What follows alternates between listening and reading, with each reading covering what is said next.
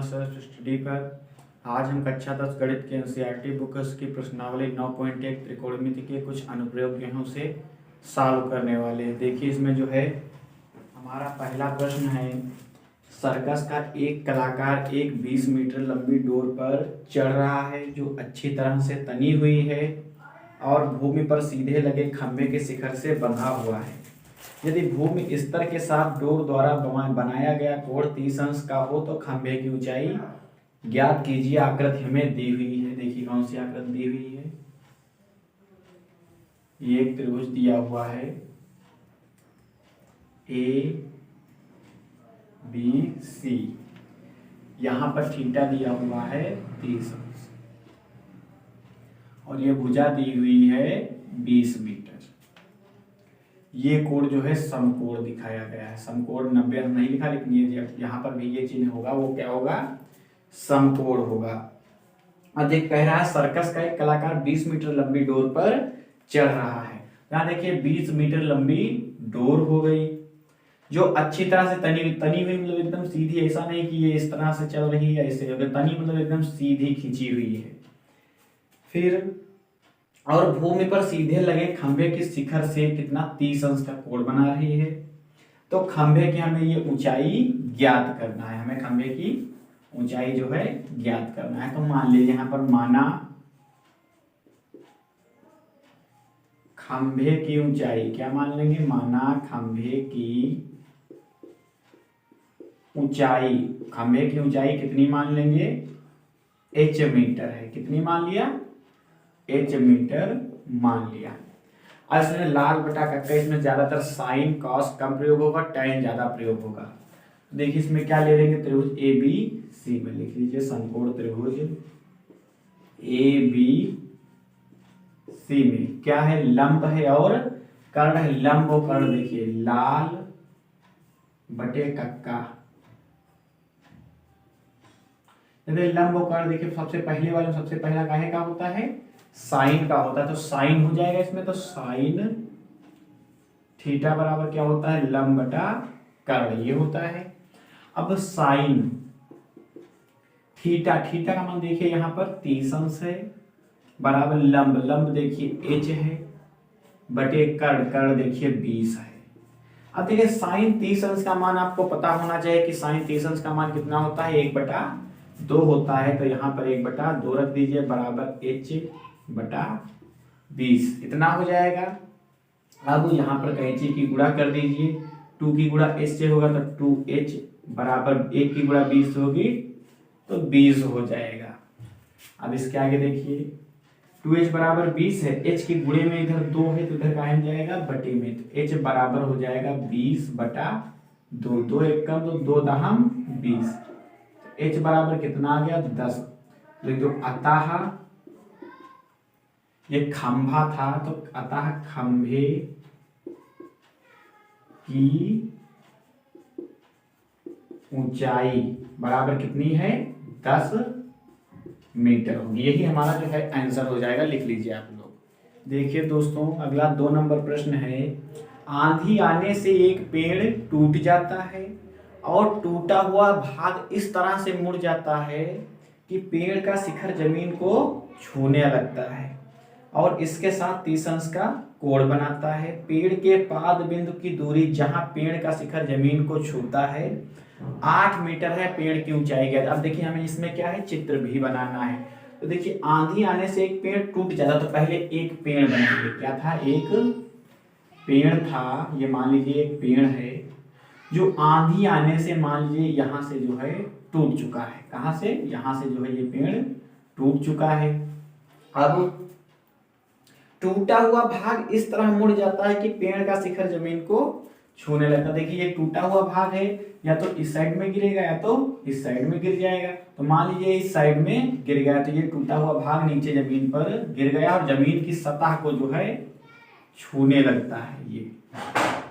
फिर और इसके साथ कितने अंश का कोण बना रहा है, 30 अंश का। जमीन जब छूता है तो 30 अंश का कोण बनाने लगता है। फिर पेड़ के पाद बिंदु की, पेड़ का पाद बिंदु कौन सा होगा, ये वाला होगा। पाद बिंदु की दूरी, जहां पेड़ का शिखर जो है जमीन को छूता, ये यहाँ बिंदु है जो जमीन को छू रहा है, वो कितना है 8 मीटर है। कितना है 8 मीटर। पेड़ की ऊंचाई, हमें इस पूरे पेड़ की ऊंचाई ज्ञात करना है। तो मान लीजिए इसे त्रिभुज, इसे ए, इसे बी, इसे सी और इसे डी मान लीजिए। अब इस पूरे पेड़ की ऊंचाई ज्ञात करना है, तो मान लीजिए माना पेड़ की ऊंचाई बराबर कैपिटल एच मीटर। इस पूरे पेड़ की ऊंचाई हमने कितना मान लिया, कैपिटल एच मीटर। यहाँ पर उस पूरे पेड़ की ऊंचाई जो हमने कैपिटल एच मीटर मान लिया, और ये इतनी जो है मान लेते हैं हम स्मॉल एच है। ये इतनी जो है हम अपने पास से मान ले रहे हैं अलग से, स्मॉल एच मीटर है जो यहाँ पर नहीं लिख रहे हैं। अब देखिए जब इतनी ये स्मॉल एच मीटर है तो ये इतनी दूरी कितनी बचेगी, तो ये देखिए पूरी कैपिटल एच है, इसमें से ये इतनी स्मॉल एच घटा दी जाए तो ये ऊपर की इतनी दूरी जो है बच जाएगी।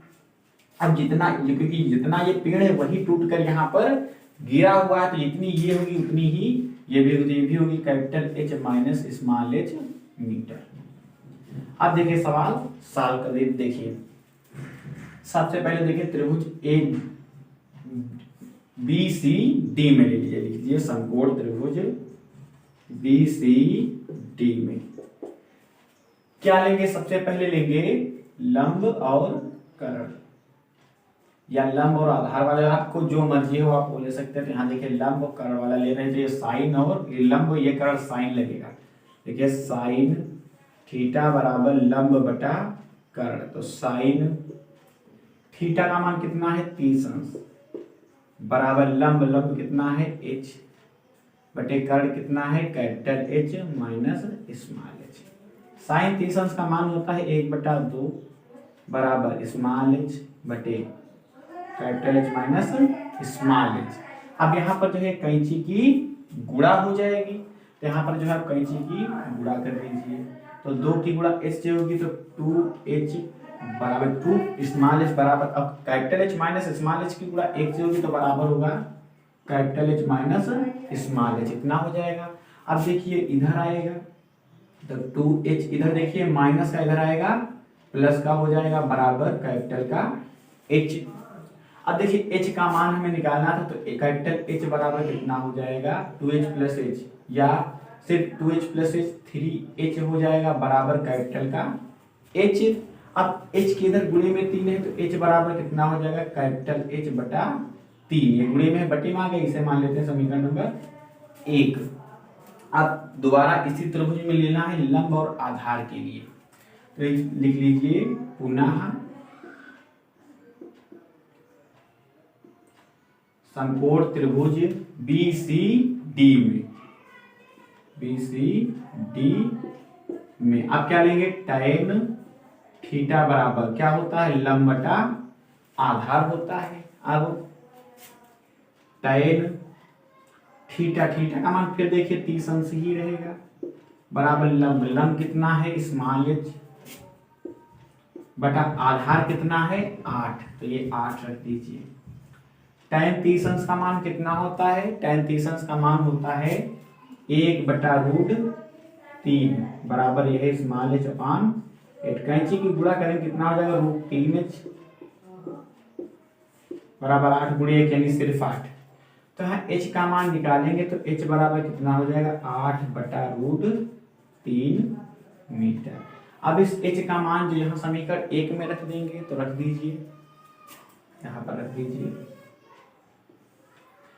h का मान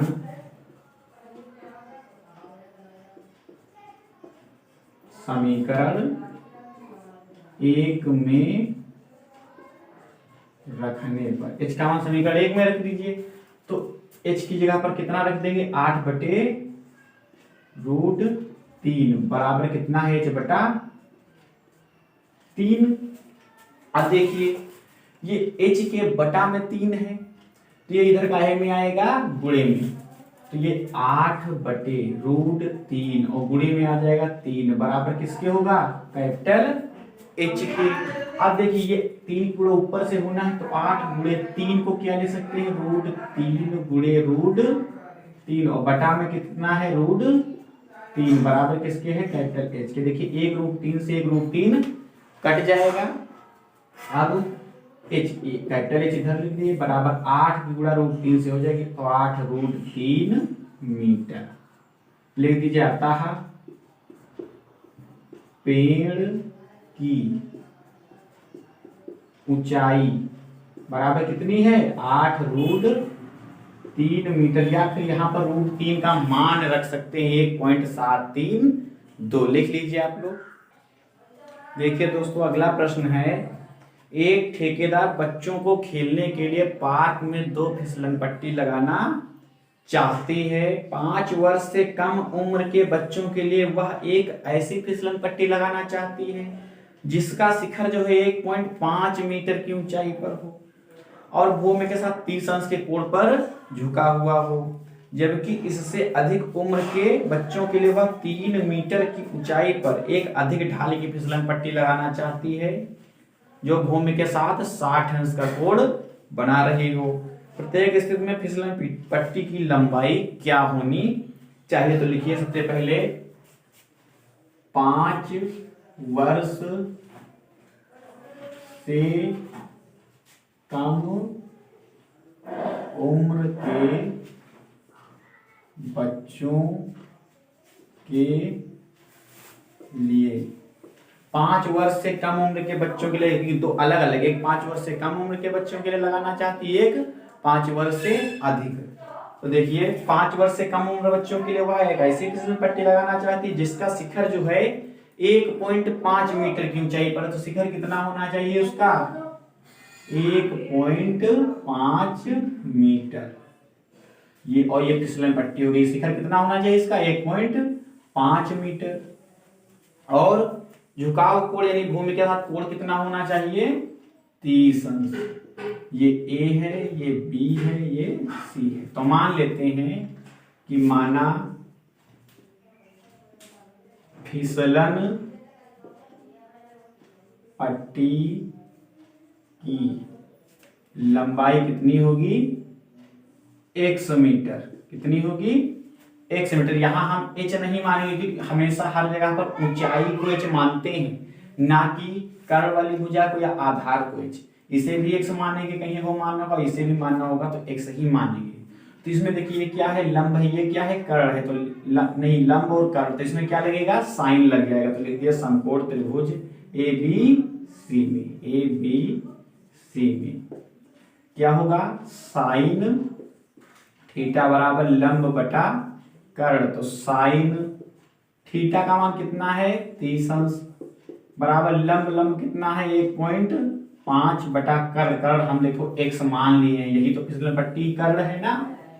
अब साइन 30 अंश का मान होता है 1/2 बराबर 1.5 बटा x। यहाँ कहीं चीज गुणा कर दिए, 1 की गुणा x से होगी तो x बराबर 2 की गुणा 1.5 से होगी तो हो जाएगा 3। तो x बराबर कितना आ गया, 3। यानी फिसलन पट्टी की लंबाई कितनी हो जाएगी, 3 मीटर। यहाँ लिख दीजिए अतः फिसलन पट्टी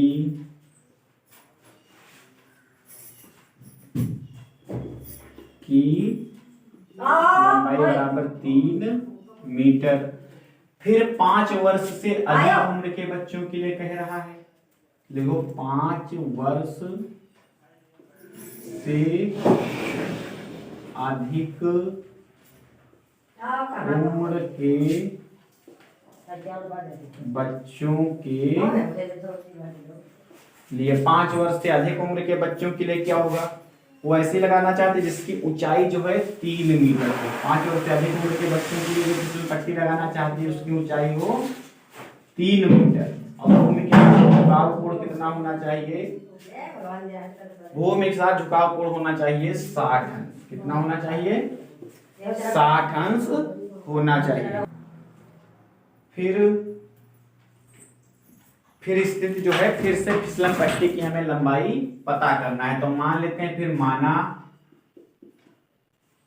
फिसलन पट्टी की लंबाई कितनी होगी, फिसलन पट्टी की लंबाई बराबर, ये मानेंगे कैपिटल एक्स मीटर, क्योंकि बड़ी होगी, यहाँ छोटी थी यहाँ स्मॉल एक्स माने थे, यहाँ बड़ी होगी यहाँ कैपिटल एक्स मान लेंगे। फिर लिख लीजिए, इसे मान लेंगे पी, इसे मान लेंगे क्यू, इसे मान लेंगे आर, लिख देंगे समकोण त्रिभुज पी क्यू आर में।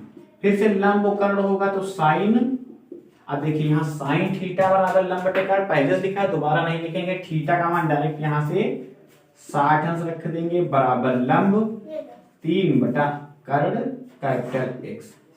साइन 60 अंश का मान कितना होता है, √3 बटा 2 बराबर 3 बटा एक्स, इतना हो जाएगा। कैंची की गुणा कर दीजिए, √3 की गुणा x से होगा तो √3x बराबर 2 तिया 6। देखिए x की गुणे में √3 है तो x बराबर 6 बटा √3 इतना हो जाएगा। अब इस 6 को क्या ले सकते हैं, तो x बराबर 6 को ले सकते हैं 2 गुणे 3। अब इस 3 को ले सकते हैं √3 गुणे √3 बटा √3, कोई दिक्कत। √3 की गुणा √3 से होगी 3 हो जाएगा, 3 दूना 6 उतना ही लिखा है। अब यहाँ से देखिए √3 से √3 हट जाएगा तो कैपिटल एक्स बराबर कितना आ जाएगा, 2√3 मीटर। ये फिसलन पट्टी दूसरी वाली फिसलन पट्टी की लंबाई आ जाएगी 2√3 और छोटी फिसलन पट्टी की लंबाई आ जाएगी 3 मीटर। नोट कर लीजिए इसे आप लोग। अगला देखिए दोस्तों प्रश्न है, भूमि के एक बिंदु से जो मीनार के पाद बिंदु से 30 मीटर की दूरी पर है, मीनार के शिखर का उन्नयन कोण 30 अंश है, तो मीनार की ऊंचाई ज्ञात कीजिए। तो भूमि के एक बिंदु से जो मीनार के पाद बिंदु से 30 मीटर, देखिए भूमि का कोई एक बिंदु है, यहां पर मान लिया भूमि का कोई एक बिंदु है जो कहीं पर एक मीनार है, वहां से 30 मीटर की दूरी पर स्थित, यहां मत माने इतनी दूरी मानिए, ये 30 मीटर है। ये भूमि का एक बिंदु है जो कोई मीनार है उससे 30 मीटर की दूरी पर स्थित है। मीनार के शिखर का उन्नयन कोण, मीनार के शिखर का उसी बिंदु से उन्नयन कोण कितना है, 30 अंश। तो मीनार की ऊंचाई ज्ञात करना है ये, तो मान लीजिए ए है, ये बी है और ये सी है। मान लीजिए यहां माना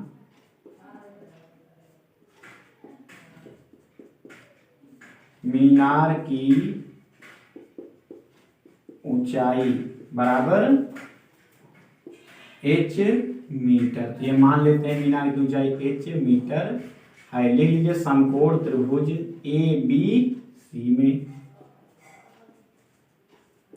लंब और आधार है, लंब और आधार किसमें होता है, टैन में, तो टैन थीटा बराबर क्या होता है, लंब बटा आधार।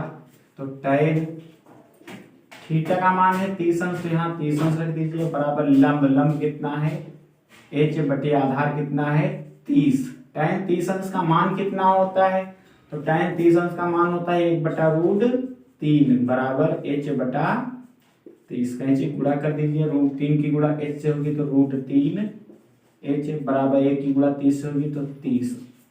अब h की गुणा यहाँ √3 से होगी तो यहाँ गुणे में है तो बटे में चला जाए, गुणा तो हो नहीं पाएगी, तो h बराबर 30 बटा √3। अब यहाँ देखिए 30 को क्या ले सकते हैं, 30 को यहाँ ले सकते हैं 10 गुणे 3, 10 तिया 30 होता है। अब इस 3 को ले सकते हैं √3 गुणे √3 और बटा में कितना है √3, √3 से √3 कट जाएगा तो h बराबर कितना आएगा 10√3 मीटर। यहाँ लिख लीजिए, अतः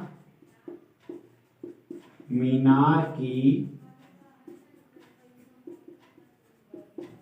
ऊंचाई बराबर 10√3 मीटर, यही जो है हमारा आंसर हो जाएगा, लिख लीजिए। देखिए अगला प्रश्न है, भूमि से 60 मीटर की ऊंचाई पर एक पतंग उड़ रही है, पतंग में लगी डोरी को अस्थायी रूप से भूमि के एक बिंदु से बांध दिया गया है और भूमि के साथ डोरी का झुकाव कोण 60 अंश है। यह मानकर कि डोरी में कोई ढील नहीं है, डोरी की लंबाई ज्ञात कीजिए। अब देखिए कह रहा है भूमि से 60 मीटर की ऊंचाई पर, भूमि से ऊंचाई कितनी है 60 मीटर की ऊंचाई पर यहाँ पर क्या उड़ रही है, एक पतंग उड़ रही है। देखिए ये एक पतंग जो है उड़ रही है मान लीजिए, ठीक।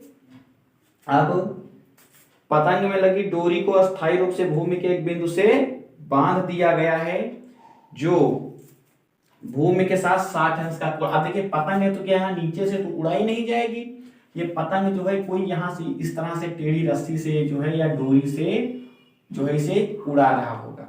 तो यहाँ जो है डोरी जो है इस डोरी को भूमि के एक बिंदु से अस्थायी रूप से बांध दिया गया है। फिर डोरी के साथ झुकाव का कोण कितना है, 60 अंश है। कितना है, 60 अंश है। यह मानकर कि डोरी में कोई भी ढील नहीं, एकदम टाइट जो है बंधी हुई है, तो डोरी की लंबाई ज्ञात करना है। तो देखिए मान लेते हैं, माना इसे मान लीजिए यहां पर ये ए है, ये बी है और ये सी है। माना डोरी की लंबाई बराबर कितनी है, 100 मीटर। ये लंबाई जो है 100 मीटर है डोरी की।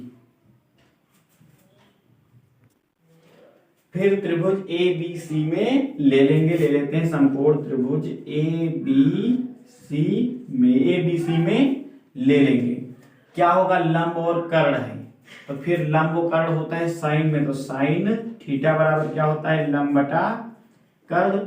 अब साइन थीटा का मान है 60 अंश बराबर लंब है 60 बटा कर्ण हमने माना है x, कर्ण यानी डोरी की लंबाई। अब साइन 60 अंश का मान होता है √3/2 बराबर 60 बटा x। यहाँ कैंची गुणा हो जाएगी, √3 की गुणा x से होगी तो √3x बराबर 2 की गुणा 60 से होगी तो 60 दूना 120 हो जाएगा। अब x के गुणे में इधर √3 है, बटे में जाएगा इधर, तो x बराबर कितना होगा, 120 बटा √3। अब हमें इस √3 को हटाना है, तो देखिए x बराबर 120 को लिखेंगे 30 गुणे 4, 30 चौके 120 होता है, नहीं 30 नहीं 40 गुणे 3 लिखिए, 40 गुणे 3, 3 चौके 12, 40, 3 120 होगा ना, बटे √3, क्योंकि हमें 3 से 3 काटना है, तो 140 गुणे इस 3 को लिख सकते हैं √3 गुणे √3 बटा √3। 2 बार गुणे लिखी हुआ रूट में, तो उसे एक बार लिखा जाता है।